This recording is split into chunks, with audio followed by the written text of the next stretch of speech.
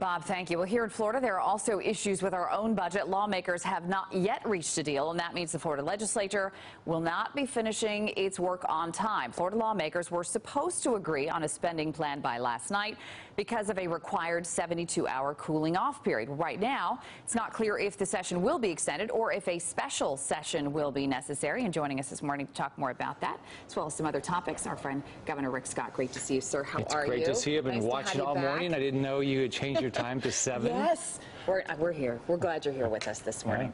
All right, so let's talk about this budget. What do you think is the sticking point or the holdup why it has not gone through? Well, what I'm focused on is your job. Just think about it. We need to fully fund Visit Florida. Visit Florida helps keep all these jobs. We have 1.4 million tourist jobs in our state. 1 of every 6 in Orlando. It's way bigger. They're talking about cutting it 67%. That means we're going to have fewer tourism jobs. We need all those jobs. They're also talking about not funding economic development. Think about companies like Verizon. They're here, almost 1,000 jobs. They wouldn't be here but for that. On top of that, President Trump committed to make sure we finish the dike down at Lake Okeechobee. We need to jumpstart that. There's no money in the budget for that. It's $200 million. These are small items out of an $83 billion budget, but all of them impact your job. So that's what I'm fighting for every day. I'm traveling the state. I'm being in 10 cities between yesterday and tomorrow. We got to get this budget right.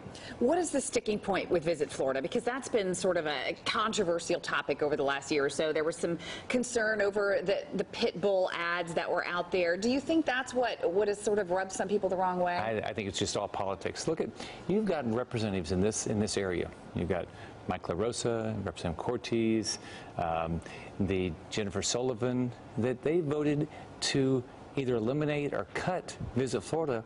These are a lot of jobs here. I think it's just pure politics. I think that's all it is. It doesn't make any sense. It's not good for your family. It's not good for anybody's family in Orlando or around the state.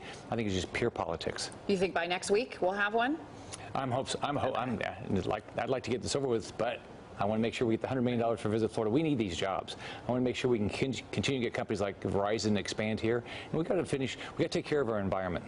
Let's talk about our own State Attorney Aramis Ayala. That has obviously been a big topic of discussion over the last several weeks. What are your thoughts on where this case is right now? Well, I've thought about all along is the victims and their families. Look at Markeith Lloyd, individual that's accused of murdering his pregnant girlfriend, and then when Officer Clayton saw him, he shot her, and then walked up when she was already down and shot her multiple times. I mean, this is somebody that at least we ought to look at the death penalty. And so I'm going to keep doing my job. I'm going to think about the families. We sent those cases over to Brad King, and he'll prosecute them to the full extent of the law. That's what state attorneys are supposed to do, to the full extent of the law. Have you had a conversation with her or had a chance to talk to her personally? I did right when she came out and said that she was not going to prosecute Markeith Lloyd. And I said, will you recuse yourself? And she said no. So that's when I transferred the case to Brad King. And then we had the other cases, and I did the same thing. I want to talk about medical marijuana real quick, because that's obviously something that we're going to start seeing. We're going to start seeing these stores or pharmacies popping up. What is your vision for how all of this should play out? Well, I think, look, I grew up in a family that dealt with drug abuse, so it scares me. But at the same time, I want to make sure people get the health care they need. So I know the Department of Health and the legislature, they're working to make sure this is done right.